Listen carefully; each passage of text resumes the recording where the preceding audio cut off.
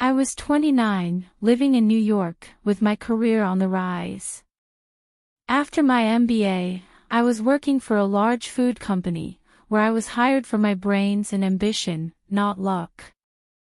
I had a plan, and my small-town past was all but behind me. Until my mother called.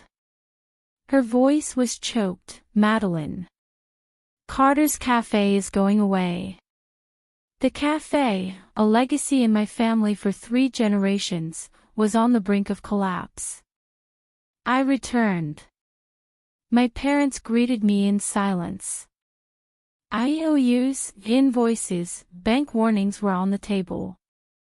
My father looked at me, his voice choked. "We can't save it, unless you help."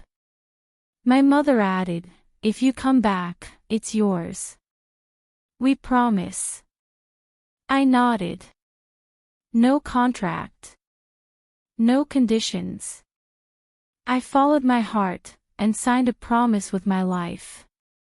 I came back, because I was Madeline Carter. And I kept my word. I moved in one early summer morning, no fanfare, no farewell party.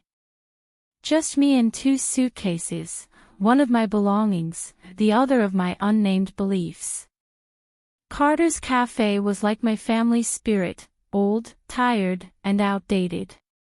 The menu was outdated, the store design was confusing, the brand was virtually non-existent online. Customers came for habit, not quality.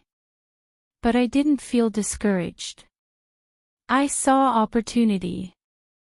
I started by taking off my apron and rolling up my sleeves in the kitchen. I learned every process from scratch: baking, making coffee, washing machines, mopping floors. I wanted to understand the flow of the store before I took control. I woke up at 4:30 every morning, baking the first batch of cookies while the town slept. During the day, I greeted customers, took inventory, and managed staff. At night, I researched the market, redesigned the brand identity, rewrote the communication strategy. No one asked me to do all of that. But I knew that if I didn't do it, no one would do it for me. I built a loyalty program, improved the seasonal menu, opened social media accounts for the cafe. I negotiated with suppliers for better prices, sourced new coffee from local farms, held monthly workshops to attract young people to the cafe. And little by little, Carter's Cafe transformed.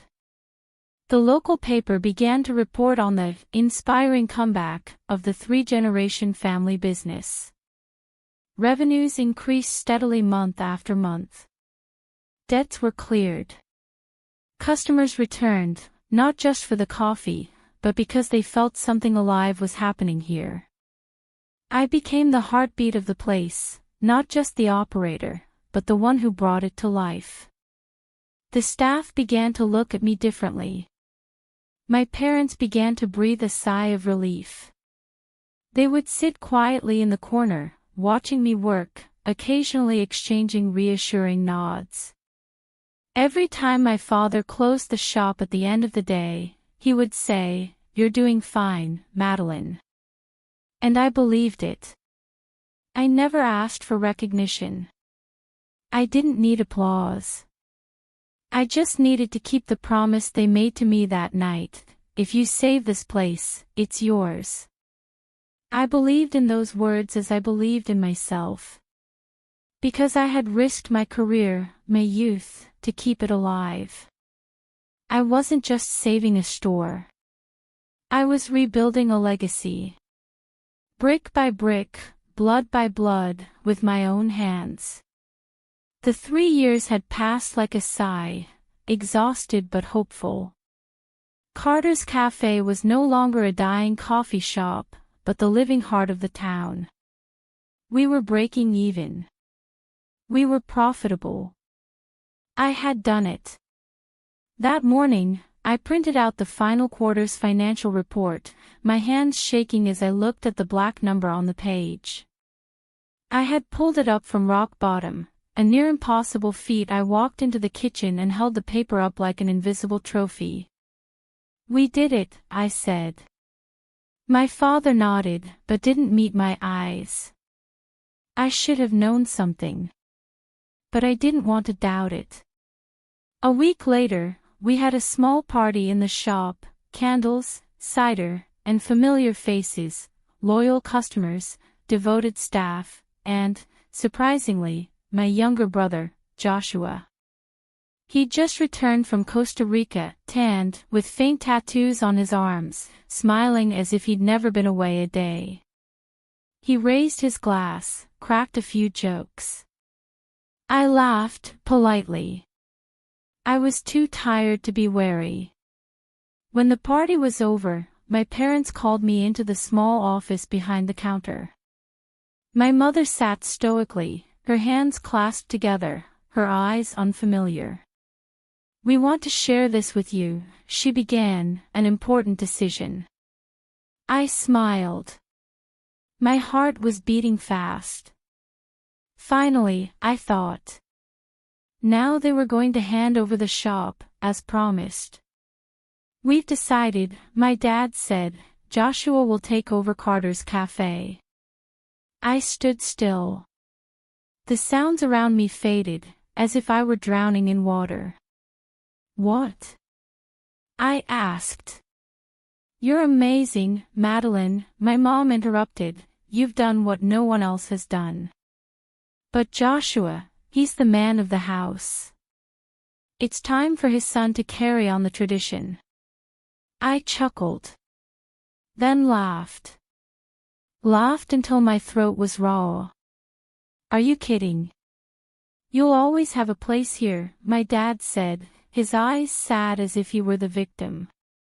"But we have to think about the future. And Joshua will learn." I said nothing. I couldn't. Every cell in my body froze. They had promised. They had watched me work every day for 3 years, without complaint. They knew what I had left behind. They knew, and they chose to betray me anyway. I didn't cry. I stood up, nodded slightly. "Thank you for being direct." My voice was cold as steel. I walked out of the office, out of the cafe, and out of the dutiful daughter role I had carried for so long. That night, I opened my laptop. Opened the folder labeled Legacy. There it was, financial plans, rebranding, marketing strategies, payroll, contracts, every email, and every written promise they had ever sent me. I didn't know what I was going to do next. But I knew one thing for sure. I wasn't going to let them rewrite the story I had shed my blood to create. I didn't sleep that night. Not out of pain, but out of silent rage, burning like the oven I stood next to every morning. They had not only betrayed me, they had thought I would bow out. Go about my business as usual, smile, and let my brother sit in the chair I had built with blood, tears, and 3 years of my youth. The next morning, I did not go to the store. For the first time in 3 years, I let the sun rise without the smell of waffles or the hum of the coffee machine. I just sat, quietly, with my laptop open, and reread every text message from my parents, the promises, the "it's yours later," the notes I had written, the emails with the subject line, "transfer draft." I texted an old friend, a lawyer who had handled family business disputes. He referred me to Mr. Lawson, a seasoned lawyer, quiet but with an eye that never strayed from the truth. I laid out the story. When I got to the part, "I have no written contracts, only promises and electronic evidence," he nodded. Sometimes, promises don't need ink, but they leave traces. And traces can protect justice. We began. A thick dossier was prepared, evidence of promises, projects I personally built, invoices I paid myself to run the cafe.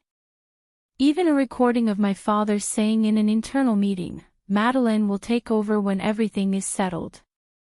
The lawsuit was filed: breach of oral promise, unpaid labor, breach of trust, and intellectual property. The response from my family was silence. No explanation. No phone call. Only one attorney represented me and sent a letter denying all accusations and claiming that I was only helping out a family obligation. I wasn't surprised. They were rewriting history and trying to make me a shadow. But I was too smart to be silenced again. The local media began to leak. A few former employees texted me in support. A supplier emailed me willing to testify. Loyal customers left comments: "Without Madeline, Carter's Cafe is an empty shell." I didn't want revenge.